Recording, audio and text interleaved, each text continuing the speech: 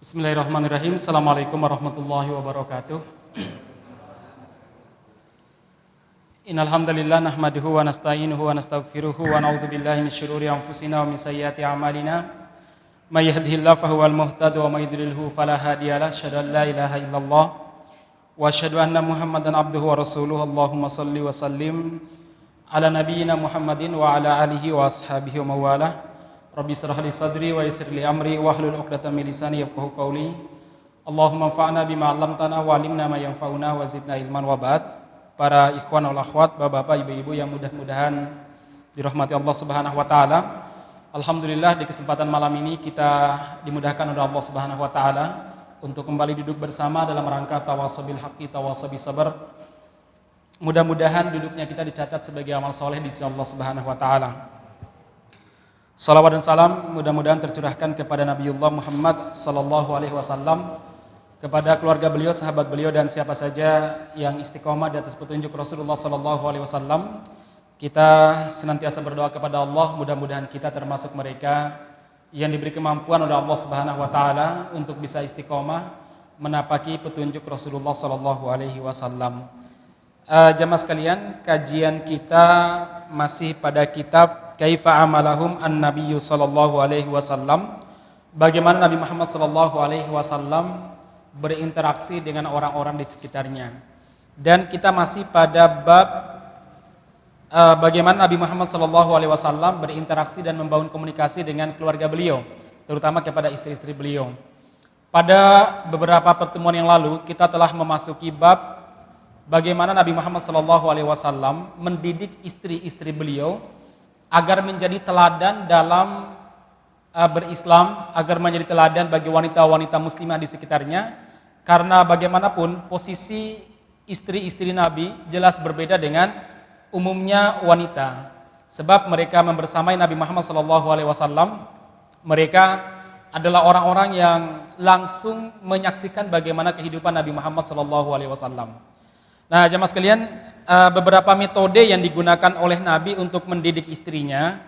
Catat ya ibu-ibu sekalian, bapak-bapak, kalau kita berbicara mendidik istri bukan berarti ini hanya terbatas metode untuk mendidik istri, tapi juga bisa kita gunakan mendidik anak kita, mendidik keponakan kita, cucu kita, dan lain sebagainya. Karena sekali lagi metode ini umum, hanya saja oleh Syekh Shalih Al-Munajjid itu dicoba diklasifikasi. Baik, kita masuk pada poin yang ke-7 atau poin yang ke-8, nanti bisa dibuka catatannya. Wa kana ya'idu zaujatihi bihattihinna 'ala shadaqah wal infaq fil khair. Nabi Muhammad sallallahu alaihi wasallam dalam mentarbiyah istri-istri beliau menghasung istri-istrinya untuk memperbanyak sedekah dan memperbanyak melakukan infak dalam kebaikan. Ma'asyiral muslimin yang mudah-mudahan dirahmati Allah Subhanahu wa taala. Jadi prinsip Nabi Muhammad sallallahu alaihi wasallam adalah dimulai dari keluarga. Jadi beliau tidak sekedar menghasung kaum muslimin dan muslimah, tapi juga beliau mengajarkan anak istrinya untuk bisa berinfak dan bersedekah. Ini penting ma'asyiral muslimin. Kenapa? Karena sedekah itu dalam sebuah hadis itu tutfi'ul khoti'ata, itu akan menghapus kesalahan-kesalahan sebagaimana air memadamkan api. Sedekah ini penting sekali, kata Rasulullah dalam sebuah hadis, sedekah itu akan tutfi'ul khoti'ata, akan menghapus kesalahan-kesalahan kita, dosa-dosa kita, sebagaimana air itu memadamkan api. Maka kalau ada orang yang bertobat kepada Allah Subhanahu wa taala, salah satu cara agar Allah Subhanahu wa taala mengampuni dosa-dosanya adalah apa? Sedekah. Dan sedekah ini memiliki ajaiban yang luar biasa. Ada salah seorang ulama menulis sebuah buku, saya lupa siapa penulisnya, tapi bukunya saya ingat karena saya ringkas beberapa tulisannya. Dalam beberapa tulisan saya ringkas ya.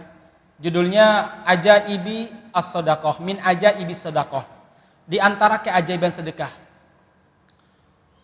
Dimulai dari kisah Nabi Muhammad SAW. Pada zaman dulu ada seorang laki-laki datang menemui Rasulullah SAW, kemudian dia berkata begini, ya Rasulullah, tazawwajtu sinin, saya sudah menikah sekian tahun, walam urzaq waladan, tapi sampai sekarang saya belum dikaruniai seorang anak. Subhanallah. Sampai sekarang saya belum dikaruniai seorang anak. Masyarakat muslimin yang mudah-mudahan dirahmati Allah Subhanahu wa taala, memang pada zaman dulu belum ada spesialis kebidanan, SPOG belum ada. Yang spesialis di bidang sperma maupun ovum juga belum ada. Tapi luar biasanya, kaidah yang Rasulullah SAW berikan kepada sahabat tersebut itu berlaku bagi siapapun, baik di negeri yang di situ ada spesialis kebidanannya atau di situ tidak ada spesialis kebidanannya. Artinya apa? Ini bisa dilakukan oleh siapapun. Ini salah satu kemuliaan Islam adalah apa? Islam itu mengajarkan kaidah-kaidah sederhana, siapapun bisa melaksanakannya. Tidak harus menjadi orang kaya banget dan tidak harus hidup di sebuah daerah yang di situ para dokternya lengkap sekali, nggak harus. Jadi kaidah yang diberikan oleh Islam adalah apa? Kaidah sederhana, siapapun bisa melakukannya. Apa kata Nabi? Aina anta min kathrotil istighfari was sadaqah. Kenapa kamu tidak memperbanyak istighfar dan sedekah? Kenapa kamu tidak memperbanyak istighfar dan sedekah? Masyarakat muslimin yang mudah-mudahan dirahmati Allah Subhanahu wa taala, kalimat yang menarik. Sebuah kaidah yang sekali lagi kaidah ini berlaku bagi siapapun di daerah manapun. Ini bedanya Islam dengan agama lain. Islam dengan teori-teori keagamaan ataupun teori ideologi lain. Kadang sebuah ideologi atau sebuah keyakinan itu hanya cocok di sebagian tempat, tapi nggak cocok di bagian lain. Tapi Nabi Muhammad SAW dan Islam yang dibawa Nabi Muhammad SAW itu memberikan kaidah siapapun bisa melaksanakannya. Anda nggak harus tinggal di Solo yang para dokternya subhanallah lengkap sekali. Mulai dari sekedar spesialis objin sampai pada konsultan. Yang mereka beda-beda mata kuliahnya ataupun materi keahliannya beda. Anda bisa tinggal di daerah padang pasir yang jauh dari dokter, bahkan dokter umum pun tidak ada. Ketika Anda menghadapi masalah, misalkan tidak punya anak, Anda bisa memakai kaidah Islam. Aina anta, di mana Anda? Ataupun kenapa kamu tidak memperbanyak istighfar dan sedekah? Ya. Akhirnya jemaah sekalian diceritakan dalam sebuah riwayat, laki-laki ini kemudian pulang, dia pun mengajak istrinya untuk memperbanyak istighfar dan memperbanyak sedekah. Perawi hadis bilang, laki-laki ini meninggal ketika meninggal dunia, dia memiliki kurang lebih 8 anak laki-laki. Keakehan Pak ya. Kalau zaman sekarang keakehan ya. Enggak, zaman sahabat biasa mah ya. Anas bin Malik itu anaknya kurang lebih 120. Anaknya. Sakampung. Ustaz, istrinya berapa? Enggak tahu saya istrinya berapa. Saya belum baca biografinya secara lengkap. Tapi para sahabat dulu, istri 4 misalkan, nanti budaknya berapa. Nah, maksud anaknya 120, hanya saja pernah kena penyakit wabah taun, meninggal separuhnya 60, jadi yang hidup 60. Baik, kenapa beliau begitu banyak anaknya? Salah satunya karena tadi, barokah daripada doa Nabi. Nabi Muhammad pernah mendoakan jauh sebelum beliau lahir. Jauh sebelum beliau menikah. Masih sangat kecil, umurnya 15-16 tahun itu. Doakan oleh Nabi apa? Allahumma barik lahu fi mahlihi wa ahlihi wa umrihi. Ya Allah, berkahilah hartanya, berkahilah keluarganya, dan berkahilah umurnya. Beliau termasuk sahabat yang paling panjang umurnya. Tur waras. Hari ini banyak orang yang umurnya panjang tur tidak waras ya. Kalau nggak sakit-sakitnya stres atau depresi. Tapi beliau ini sehat, kuat fisiknya. Keberkahan hartanya bagaimana? Keberkahan hartanya, beliau pada akhirnya menjadi salah seorang sahabat yang paling kaya di antara sahabat-sahabat Nabi. Keberkahan keluarganya, ya tadi anaknya 120. Masalah muslimin, ya mudah-mudahan dirahmati Subhanahu wa taala. Jadi sahabat yang tadi yang datang mengeluh kepada Nabi Muhammad karena belum dikaruniai anak, itu akhirnya mendapatkan anak yang begitu banyak. Dari mana? Dari sedekah. Subhanallah jemaah sekalian. Saya baca depan ada sedekah beras ya Pak Bambang ya. Subhanallah barakallahu fik ya. Kalau di tempat lain ada sedekah sayur ya. Ya, kalau belum bisa sedekah beras, sedekah sayur, minimal sedekah senyuman. Ya. Saat nggak bisa senyum ketika pakai masker ya. Gimana? Orang tuh kelihatan kok dari matanya kalau dia senyum. Kalau dia lagi cemberut juga kelihatan dari matanya kok ya. Kan mata nggak pernah pakai masker. Baik jemaah sekalian. Rasul juga pernah bersabda, "Dawu mardakum bisodaqah." Obatilah penyakit kalian dengan sedekah. Ternyata salah satu cara kesembuhan dalam Islam itu dengan sedekah. Ya tadi saya katakan jemaah sekalian, keajaiban pengobatan dalam Islam itu bukan sekedar bagaimana sesuatu yang sifatnya empiris, yang nampak saja. Tapi sesuatu yang sifatnya gaib juga dikaji dalam Islam. Ini indahnya kita menjadi seorang muslim. Kaidah sederhana, kapanpun kita bisa melakukannya. Masya Allah, ma'asyiral muslimin.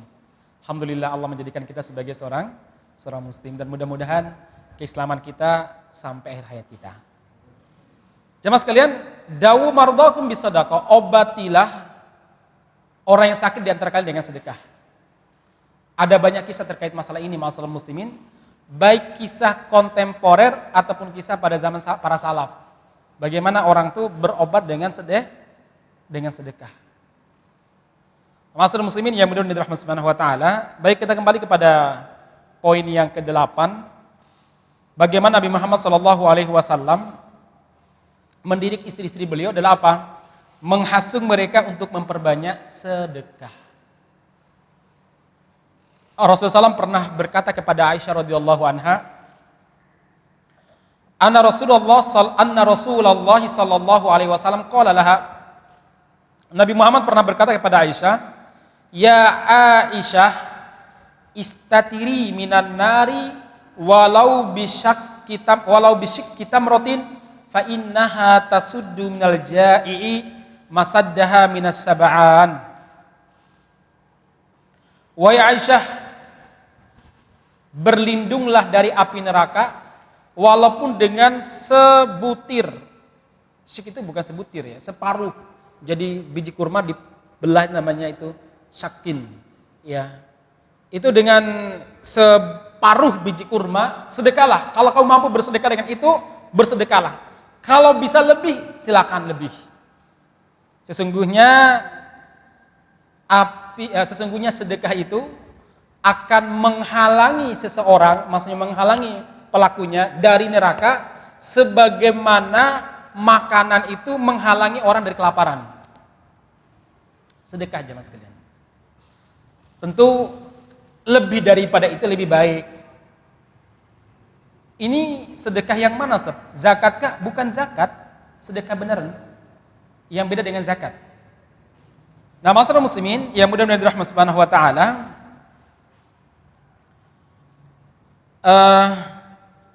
ini bagaimana Nabi Muhammad menghasung istrinya untuk bersedekah. Seberat apapun kondisinya tetap bersedekah.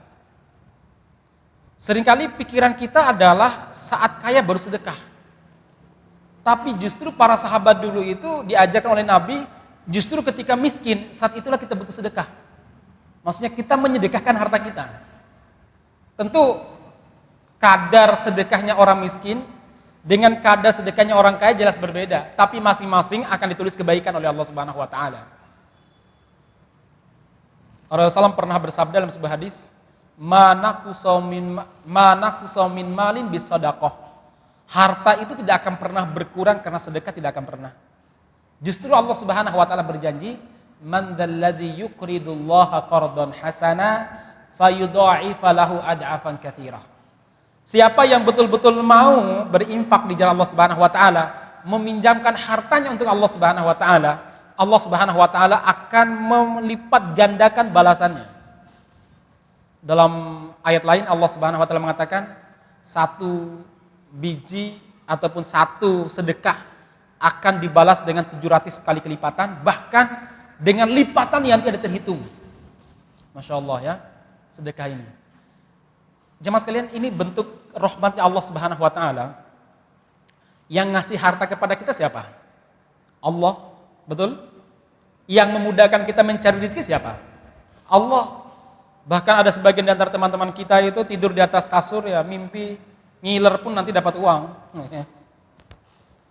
Sampai tidur pun bisa jadikan uang ya. Dibuat dibuat video gitu nih. Tidurnya artis itu bisa jadi uang ya Mas Ian ya. Jadi uang itu, masalah muslimin. Najwa Shihab mewawancarai Menteri Kesehatan, kursi kosong tok itu. Trending topik 6 trending tuh. Urutan yang ke-6 tuh. Itu kalau kalau diuangkan udah berapa tuh viewernya ya? Jutaan ya. Yang lagi ramai itu kan, Najwa wawancarai Menteri Terawang tapi Menteri nggak mau hadir. Jadi yang diwawancara kursi kosong gitu ya. Jadi kursi kosong pun bisa menjadikan orang tuh punya duit. Nah, masalah muslimin, itu yang beri siapa? Allah Subhanahu wa taala. Nah, Allah Subhanahu wa taala meminta kepada kita apa? Pinjamkan untukku, kata Allah Subhanahu wa taala. Nanti akan ganti. Jadi Allah sudah ngasih kita, lalu Allah meminjam dari kita, terus Allah balas lagi, masalah muslimin. Balasannya di dunia dan balasannya di akhirat. Di dunia dia akan dibalas dengan kebaikan, dan di akhirat nanti akan ada balasannya. Kalau kita berbuat baik, perbuatan baik apapun, walaupun tidak diniatkan dengan ikhlas, itu pasti balasannya, ada balasannya. Apa iya Ustaz? Iya, hanya saja kalau nggak ikhlas nggak dapat pahala. Tapi kalau dibalas akan dibalas. Dibalas kebaikan Allah Subhanahu wa taala. Wa may ya'mal mithqala dzarratin khairan yarah. Sekecil apapun perbuatan baik akan dibalas oleh Allah Subhanahu wa taala, walaupun nggak ikhlas. Orang kafir itu nggak pernah ikhlas. Ya. Tapi ketika dia berbuat baik kepada kita akan membalas nggak Pak? Kita akan membalasnya. Apakah mereka pernah ikhlas mencari doa Allah Subhanahu wa taala? Enggak. Ya. Apalagi disertai keikhlasan. Allah bayar, Allah ganti, jamaah sekalian. Allah ganti. Dan itu konsep bagaimana kayanya para sahabat, infak. Suatu waktu Rasulullah SAW itu habis sholat subuh. Rasul menghadap ke jamaah. Dihadap ke jamaah, kemudian Nabi Muhammad SAW berkata, adakah di antara kalian yang hari ini sudah bersedekah? Pagi hari loh Pak, habis subuh loh Pak. Masjid zaman Nabi nggak ada kotak infak dan belum ada mobil banking. Kalau sekarang infak, bangun tidur langsung transfer wajar mak ya. Para sahabat tuh heran, siapa sepagi ini sudah infak? Ternyata ada yang angkat tangan. Siapa dia? Abu Bakar As-Siddiq radhiyallahu anhu. Masya Allah jemaah sekalian. Salah satu yang menyebabkan Rasulullah SAW mencintai Abu Bakar, selain karena kekuatan iman yang luar biasa, adalah apa? Kedermawanannya yang tidak pernah ada tandingannya. Sampai-sampai Nabi Muhammad bilang begini, setiap manusia itu pernah punya setiap orang yang pernah berjasa kepada kami bisa membalas kebaikannya, kami bisa balas budi. Ila Abu Bakar, kecuali Abu Bakar, kami nggak sanggup membayar kebaikan yang dilakukan oleh siapa? Abu Bakar. Allah yang akan menggantinya di hari kiamat nanti. Kemudian Rasul melanjutkan, apa di antara kebaikan Abu Bakar? Tidak ada harta yang lebih bermanfaat bagiku melebihi manfaatnya hartanya Abu Bakar. Karena Abu Bakar lah yang kemudian mensupport Nabi secara ekonomi sehingga beliau itu bisa berdakwah. Yang mensupport Nabi secara finansial itu adalah Abu Bakar As-Siddiq radhiyallahu anhu. Baik jemaah sekalian, jadi sekali lagi belajar bersedekah. Anak-anak kita juga alhamdulillah ya di sekolah-sekolah Islam biasanya ada disuruh bawa sedekah. Ya subhanallah ya. Mudah-mudahan kemudian ada hari berbagi. Setiap kelas nanti dijatah hari berbaginya siapa aja ya. Masya Allah, ini adalah bagian daripada cara kita untuk mendidik anak-anak kita. Ini ada hadis berikutnya, dakhala alayya sa'ilun marrotan. Aisyah cerita suatu waktu ada pengemis datang ke rumah saya. Wa indi Rasulullah sallallahu alaihi wasallam, kebetulan saat itu Rasul di rumah saya juga. Fa amartu lahu bi syai'in tsumma da'awtu bihi. Kemudian saya menyuruh pengemis tersebut untuk melakukan sesuatu, kemudian saya panggil, fanadartu ilaih. Kemudian saya melihat kira-kira mau diinfak yang mana ini yang diinfaknya ya. Di antara sekian harta ini mana yang diinfak. Aisyah cuma lihat-lihat aja, belum mau infak, udah mau infak cuma masih memperkirakan kira-kira mana di antara yang mau diinfakkan ini. Tiba-tiba Nabi Muhammad berkata begini, "Amaturidina an la yadkhula baitika syai'un wa la yakhruja illa bi'ilmik." Qultu na'am. Ya Aisyah, heran deh sama kamu. Kamu tidak ingin kebaikan itu masuk ke dalam rumahmu dan kamu tidak ingin mengeluarkan sesuatu kecuali dengan pengetahuanmu. Maksudnya Aisyah itu mencari-cari mana yang paling yang paling layak, bukan paling layak, mana yang kira-kira perlu disedekahkan. Mungkin barang-barang yang tidak butuh mana. Akhirnya Aisyah mengatakan, betul ya Rasul. Dia jujur bahwa beliau memang mencari barang-barang yang mungkin gak terlalu perlu, ya mau disedekahkan. Apa kata Rasul? Mahlan ya Aisyah.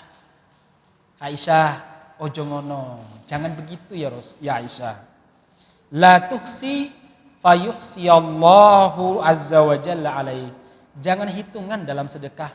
Nanti Allah pun akan hitungan ngasih rezeki kamu. Subhanallah ya. Padahal kita ini mau sedekah saja lihat, iki uang piro iki, angkanya berapa? Ya. Jangan sampai keluar, diambil, merah, 100.000, dimasukin lagi, cari lagi, kok 50.000, ya, dimasukin lagi. Ya. La tuhsi, jangan hitung-hitungan dalam sedekah. Fayuhsiyallahu azza wa jalla alaik. Nanti Allah pun alaiki, nanti Allah pun hitung-hitungan yang ngasih kamu. Masya Allah ya. Ini sebuah keajaiban yang luar biasa. Bagaimana Nabi Muhammad SAW mengajarkan istrinya, jangan hitungan ngasih orang, kasihkan. Nanti Allah Subhanahu Wa Taala akan ganti. Jangan cari yang kita nggak butuh, lalu kita berikan kepada orang lain. Allah sangat tidak senang. Apa kata Allah Subhanahu Wa Taala? Wala tayammamul khabitha minhu tunfikuna walastum biakhidhi. Wahai muslim, wahai umat Islam, jangan kamu mencari-cari barang yang tidak kamu butuhkan, yang tidak punya nilai di sisimu, lalu kamu berikan kepada Allah Subhanahu wa taala. Kamu pinjamkan kepada Allah dalam bentuk sedekah kepada hamba-hambanya Allah. Walastu biakhidhi, kalian pun gak butuh barang itu, masa kalian berikan kepada Allah Subhanahu wa taala? Masya Allah ya. Makanya kalau ada musibah gempa ataupun banjir itu seharusnya pembukaan itu apa? Menerima barang baru. Ya. Kalau ada yang bertanya, boleh nggak? Bekas, iya. Tapi nggak usah ditulis. Ya. Biar kita terbiasa memberikan yang terbaik kepada orang. Allah Subhanahu Wa Taala pun akan berikan terbaik kepada kita. Masyarakat muslimin yang mudah-mudahan Allah Subhanahu Wa Taala, ini maka di sini sebutkan. Wal ihsa ma'rifatu qadri syai' waznan au adadan wal makna an-nahyu an man'i shadaqah khasyatun nafad. Sebagaimana saya jelaskan tadi bahwa tidak boleh hitung-hitungan dalam sedekah. Udah berikan saja. Nanti Allah Subhanahu wa taala akan menggantinya. Yakin saja Allah Subhanahu wa taala pasti akan ganti. Allah enggak pernah dusta. Dalam sebuah hadis qudsi, Allah Subhanahu wa taala pernah berfirman, "Ya ibna Adam, wahai anak Adam, anfik, berinfaklah, unfik alaik, aku yang akan ganti infak kamu itu." Kita kalau dibilang gini oleh salah seorang direktur perusahaan yang mungkin sudah top markotop, udah pinjam dulu uangmu, tak pinjamin sama aku 500.000, tak ganti lebih banyak nanti. Kita tuh seneng Mas, karena dalam catatannya direktur ini, bos ini gak pernah bohong. Dan dia kalau ngasih itu lebih. Kita semangatnya ini kalau perlu 1 juta. Ini yang menjanjikan kita Allah Subhanahu wa taala. Rabbul alamin, yang memiliki alam semesta ini. Yang memiliki nyawa kita, memiliki kesehatan kita, memiliki anggota badan kita, dan memiliki hal-hal yang lain. Tentu anggota badan kita lebih mahal daripada hal-hal yang lain di luar kita, jamaah sekalian. Allah mengatakan, "Unfik alaik, aku yang akan ganti." Aku yang akan ganti, jamaah sekalian. Subhanallah jamaah sekalian. Musim-musim pandemi seperti ini musim ujian bagi kita. untuk peduli dengan orang di sekitar kita. Di saat yang bersamaan kita juga sangat butuh. Ini ujian keimanan betul bagi kita jemaah sekalian. Bagaimana orang di sekitar kita sangat butuh. Ada teman-teman kita yang hilang kerjaannya karena mungkin rumah makan tempat dia kerja tutup. Kemudian percetakan bukunya juga tutup misalkan. Ini waktu-waktu yang tepat untuk apa namanya? Untuk betul-betul peduli kepada orang di sekitar kita. Karena dampaknya luar biasa hari ini pandemi. Sudah berapa bulan berarti? 8 bulan ada? Udah 8 bulanan, 7 bulanan ya. Masya Allah. Dan sekarang kata Bule Sri Mulyani, kita sudah mulai memasuki era resesi katanya. Sajane ya, sebelum ini Indonesia sudah resesi ya. Kita udah kesulitan apa-apa ya. Tapi kayaknya orang kaya baru merasakan sekarang atau mungkin tahun depan baru merasakan ya. Karena kita sudah merasakan resesi sebelumnya jemaah sekalian. Bagaimana kesulitan. Akhirnya saya sendiri di majalah, saya bilang sama teman-teman, udah nggak mungkin mempertahankan cetak sekarang udah masanya paperless. Maka edisi besok, edisi Oktober ini, kita edisinya tutup buku bukan berarti tutup ideologi. Edisi sayonara pindah ke digital semuanya. Kita borong ke digital semua aja. Tulisan-tulisan selama ini kita digitalkan semuanya, fokus pada dunia digital semuanya. Udah nggak bisa bertahan. Majalah Sabili udah syahid. Majalah Hidayatullah masih ada lah, bertahan dikit-dikit lah ya. Majalah-majalahnya rata-rata udah menjadi syuhada ya. Nah, apalagi yang namanya apa? Koran. Mungkin Idul Fitri tahun 2021, sholatnya udah nggak pakai alas koran, alasnya alas HP. Loh, Solo Pos sudah nggak cetak. Kalau grup Jawa Pos itu masih? Apa namanya? Rada Solo ya? Masih kah? Masih ya. Baik jemaah sekalian, yang jelas ini merupakan ujian betul bagi kita ya untuk peduli dengan orang di sekitar kita. Mungkin Allah Subhanahu wa taala melihat sudah saatnya kita belajar untuk berbagi, belajar kepada peduli dengan orang-orang di sekitar kita. Jemaah sekalian, didikan Nabi Muhammad SAW kepada istri-istri beliau ini betul-betul membekas di kemudian hari. Sampai ketika Nabi Muhammad telah wafat, istri-istri beliau itu adalah orang yang paling dermawan sekali. Di antaranya Aisyah radhiyallahu anha. Pernah suatu waktu Aisyah ini diberikan hadiah oleh Umar atau Abu Bakar, saya lupa, Umar atau Abu Bakar itu. Diberikan hadiah ribuan dinar dikasih. Akhirnya jemaah sekalian, jadi para sahabat dulu sangat peduli dengan janda, terutama janda-janda istri Nabi, janda-janda Nabi. Akhirnya ibunda Aisyah ini ngasih, disuruh budaknya suruh ngasih. Saat itu beliau lagi puasa sunnah, dikasih semua, disedekahkan semuanya. Menjelang buka, beliau nanya sama budaknya, wahai fulanah, kita berbuka pakai apa? Apa kata budaknya? Ya ummal mukminin, andaikan engkau tadi menyisakan sedikit saja untuk kita, entah 1 dinar apa 1 dirham, kita bisa buka dengan ya daging ataupun roti yang empuk. Ya ummal mukminin, yang ada hanya air putih dan daging yang keras, roti yang keras. Loh, kamu kok nggak ngomong kalau kita nggak punya apa-apa? Ya saya bingung aja mau ngomong ya ummal mukminin. Masya Allah jemaah sekalian. Ini Aisyah radhiyallahu anha. Baik masyarakat muslimin, kemudian yang berikutnya masih dalam masalah sedekah. Nabi Muhammad SAW mengatakan bahwa orang yang paling baik di antara istri-istri beliau adalah orang yang paling banyak sedekahnya. Yang paling cepat menyusul Nabi, artinya akan mendapatkan kenikmatan di kuburan dan kenikmatan di akhirat, adalah orang yang paling banyak sedekahnya. Suatu waktu Nabi Muhammad bilang begini kepada istri-istri beliau, asra'ukunna lihaqan bi atwalukunna yaddan. Orang yang paling cepat menyusulku nanti setelah aku meninggal, dia akan langsung meninggal menyusulku, adalah orang yang paling panjang tangannya di antara kalian. Akhirnya istri-istri Nabi ini lomba manjangin tangannya gitu. Lomba siapa yang paling panjang tangannya. Ternyata yang paling panjang tangannya secara fisik itu adalah Saudah. Sini mana ya? Iya, Saudah binti Zam'ah, istri kedua Nabi Muhammad SAW yang telah sepuh. Itu yang paling panjang tangannya. Mereka mengira bahwa panjang tangan maksudnya yang paling panjang ini, lengannya ini. Sampai ketika Nabi Muhammad wafat, ternyata yang paling cepat menyusul Nabi itu bukan Saudah, tapi siapa? Zainab binti Jahas. Nah, Zainab ini jamaah sekalian adalah orang yang paling panjang tangannya dalam apa?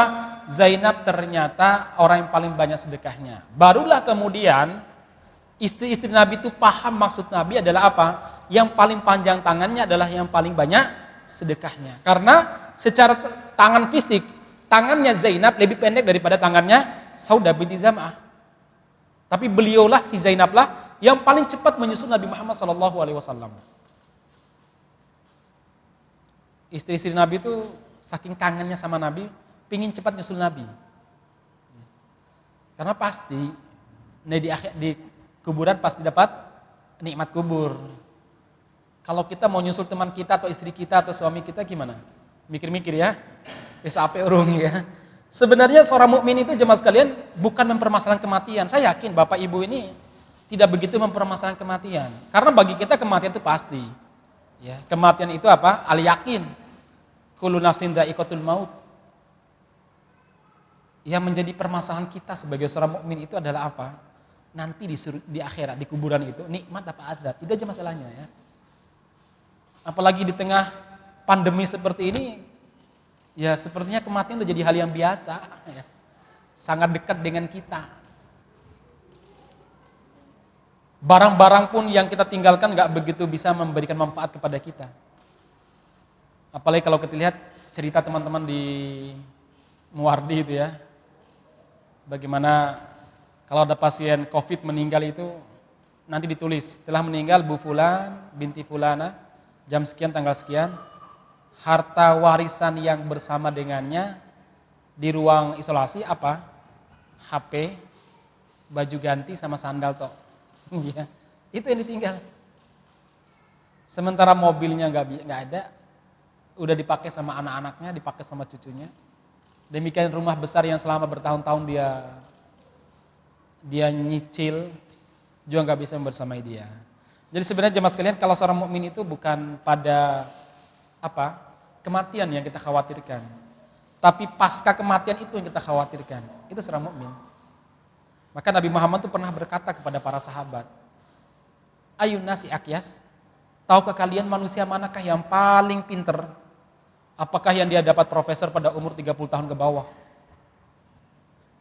Apakah dia yang IQ-nya 300 atau berapa? Siapa yang paling pintar? Para sahabat mengatakan Allah wa Rasuluhu alam. Allah dan Rasulnya paling paham. Rasul mengatakan aqyasun nas, manusia yang paling cerdas adalah aktsaruhum lil mauti dzikra. Orang yang paling banyak mengingat kematian. Wa ahsanuhum isti'dadan lima ba'dal maut. Dan orang yang paling bagus mempersiapkan kehidupan setelah kematian. Ulaika humul aqyas, orang-orang inilah orang-orang yang paling pintar. Masya Allah jemaah sekalian ya. Wajar kalau dulu para sahabat itu senang ziarah kubur. Bukan untuk apa-apa, tapi dalam rangka apa? Zikrul maut, biar ingat kematian. Masya Allah ya. Begitu cepat kematian hari ini. Teman-teman kita yang bersama dengan kita kemarin ternyata meninggal. Saya di dekat rumah di Cemani itu, Masya Allah cepat sekali. Berapa takmir masjid yang biasanya ngumumkan apa gitu nih ya. Ngumumkan perolehan infak, ngumumkan acara kegiatan. Tiba-tiba innalillahi wa inna ilaihi raji'un, Haji Fulan meninggal kemarin. Bapak Fulan meninggal kemarin. 1 bulan ini, bulan September kemarin, itu di situ tuh ada 4 atau 5 jamaah masjid semuanya. Meninggalnya macam-macam. Ada yang meninggalnya karena jantungan. Jadi dia narik pakaian di mesin cuci entah kena apa gitu nih. langsung dibawa, padahal Jumatan tuh masih bareng sama kita ngobrol-ngobrol gitu, masih gojekin anak saya. Kaget saya, loh kok ada tenda di depan rumahnya? Saya pikir orang lain. Saya tanya, yang meninggal siapa? Itu Bapak Fulan. Oleh yang biasa pakai gamis putih kemas itu. Iya, innalillahi wa inna ilaihi raji'un. Lah baru kemarin gojekan kita. Innalillahi wa inna ilaihi raji'un, telah meninggal Bapak Fulan. Yang mana? Itu loh bagian kesehatan masjid yang biasa mengumumkan kapan kita tes darah, kapan kita macam-macam tuh ya. Itu ya innalillahi wa raji'un. Telah meninggal Ibu Fulan. Yang mana? Ya. Masya Allah jemaah sekalian. Ini penting ya. Bagaimana kita ini mempersiapkan kehidupan setelah kematian. Itulah bagian daripada kecerdasan kita.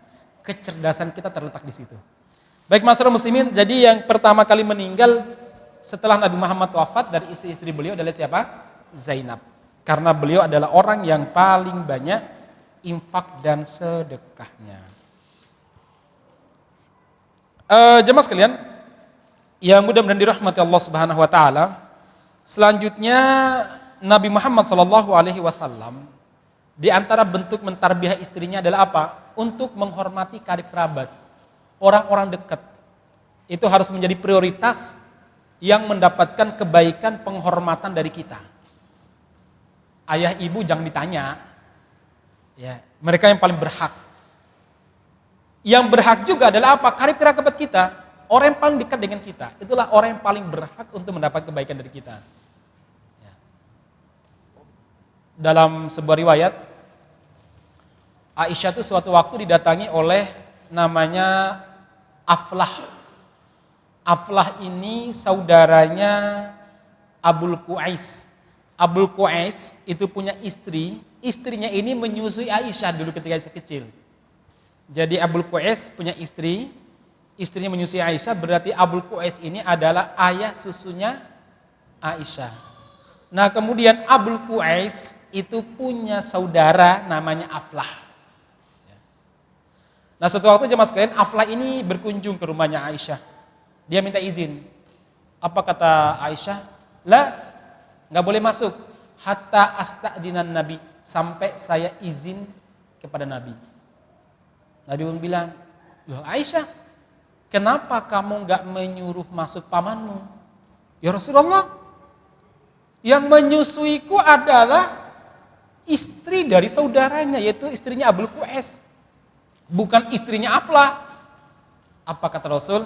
Ya Aisyah, i'dini lahu fa innahu ammika taribat yaminuki. Wahai Aisyah, suruh masuk itu, dia adalah pamanmu, paman sesusumu, paman susumu. Ya. Suruh masuk dia karena dia adalah mahram bagi kamu. Sesungguhnya kalau kamu menyuruh masuk pamanmu, niscaya kamu akan beruntung. Taribat yaminuka, kamu akan beruntung. Di sini para ulama berkesimpulan bahwa maksudnya apa? Menghormati karib kerabat itu bagian daripada amal soleh yang sangat tinggi nilainya di sisi Allah Subhanahu Wa Taala. Makanya Allah Subhanahu Wa Taala berfirman, wa atidal qurba haqqah. Berikanlah kepada karib kerabat hak-haknya. Hak-haknya apa? Jadi seakan-akan kita nggak peduli. Haknya apa? Dia bukan ahli waris kita, enggak. Haknya karib kerabat kita itu lebih tinggi daripada hak saudara muslim, saudara muslim kita. Kalau karib kerabat kita muslim, haknya dia itu lebih utama dan lebih besar daripada hak saudara kita muslim yang jauh dari kita, yang nggak ada hubungan karib kerabat dengan kita. Makanya kalau kita infak, yang paling layak mendapatkan infak kita adalah karib kerabat kita yang tidak mampu. Berikan kepada mereka. Kita punya paman kita kesusahan. Kita ingin infak kepada dia jemaah sekalian. Itu lebih baik. Bahwa ternyata sudah terpenuhi semuanya, sudah infak, kemudian kita infak di luar, itu bagus. Tapi jemaah sekalian, perhatikan dulu dzal qurba, orang yang memiliki kerabat dengan kita. Ada cerita menarik gitu. Ibunda Fatimah. Fatimah ini bukan Fatimahnya putri Nabi, bukan. Tapi Fatimah istrinya Abdullah bin Mas'ud radhiyallahu anhu. Abdullah bin Mas'ud ini kan dia qori, dia ini punya tugas dakwah salah satunya ngajar Quran. Jadi ngajarin Quran, ngajarin baca orang-orang itu ya. Itu tugasnya Abdullah bin Mas'ud. Sehingga dia ya karena harus ngajar dan lain sebagainya, ya mencari Maisarah rodo keteteran lah. Ya. Sementara istri beliau itu Fatimah, itu termasuk wanita kaya. Loh kok bisa Ustaz? Istrinya kaya, suaminya pas-pasan. Ya. Diceritakan bahwa Fatimah ini memang keturunan balung gajah. Ya. Keturunan orang-orang kaya Pak. Jadi mungkin dibelikan sama orang tuanya. Banyak emas yang dia miliki. Suatu waktu Fatimah bilang, wahai suamiku Mas, aku mau infak. Tolong carikan siapa yang menjadi mustahik daripada infak saya. Abdullah bin Mas'ud mengatakan, Dek, aku ini lagi kesusahan biaya kamu sama anak-anak kamu. Mbok infak sama aku. Loh, kok sama kamu? Kamu kan suami saya. Lah, iya, tapi saya paling membutuhkan sekarang. Enggak. Lah, tidak sampai saya bertanya kepada Nabi. Ya monggo, silakan. Akhirnya pun dia pergi nanya sama Nabi. Ya Rasulullah, saya mau infak. Suami saya nggak punya apa-apa. Dia bilang bahwa yang paling berhak mendapatkan infak saya ya dia. Apa kata Rasulullah? Apa yang dikatakan oleh suamimu benar adanya. Yang paling berhak mendapatkan infak kamu ya suami itu. Kenapa? Dia adalah kerabat yang paling dekat dari seorang istri. Yang nggak benar itu suami infak kepada istri, itu nggak benar. Kenapa? Istri itu tanggung jawabnya. Itu nafkah namanya. Nafkah namanya. Tapi kan suami bukan tanggungan istri. Maka istri ke atas itu namanya apa? Sedekah, infak. Akhirnya diberikan kepada Abdullah bin Mas'ud radhiyallahu anhu. Ya nanti ya pun diberikan untuk kebutuhannya siapa? Kebutuhan anak istrinya juga. Baik, masyarakat muslimin yang mudah-mudahan dirahmati Subhanahu wa taala. Jadi sekali lagi di sini kata para ulama, kisah ini menunjukkan kepada kita bahwa pentingnya kita menyambung silaturahim. Aisyah, walaupun paman susuan itu jauh loh Pak. Tapi Nabi Muhammad SAW tetap memerintahkan istrinya, dalam hal ini Aisyah, untuk menghormati beliau. Apalagi kalau itu paman am ataupun khol kita ya, paman dekat kita, paman dari ibu ataupun paman dari bapak. Mereka lebih layak untuk kita hormati. Kan kalau kita lihat seorang anak perempuan ketika bapaknya meninggal, dia nggak punya saudara, yang paling berhak menjadi wali dia ketika nikah siapa? Pamannya. Dan kalau seandainya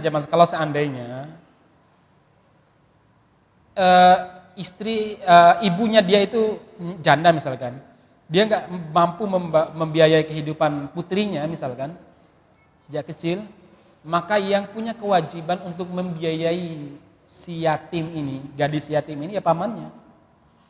Ini saya dekatnya kerabatnya. Cuma kadang kita itu begini, seorang istri nggak bisa memahami masalah itu. Ketika suami ngasih kepada keponakannya itu dianggap hambur-hamburkan harta atau ngasih orang lain. Oh enggak, itu dia punya hak dari harta seorang suami. Sama, kenapa warisan laki-laki lebih banyak daripada warisan anak perempuan ataupun perempuan pada umumnya? Karena begini, karena jemaah sekalian, nanti misalkan ya ada dua orang bersaudara, satu laki satu perempuan. Ketika bapaknya meninggal, maka yang menjadi wali bagi perempuan tersebut, mau dia statusnya adik atau kakak, adalah saudara laki-lakinya. Walaupun saudara laki-laki itu adiknya. Wali itu punya kewajiban untuk membiayai Mbak Yunya. Kalau dia itu pun sudah besar, dia harus menghidupi Mbak Yunya. Dan ternyata kalau Mbak Yunya ini nikah, dia jadi wali utamanya.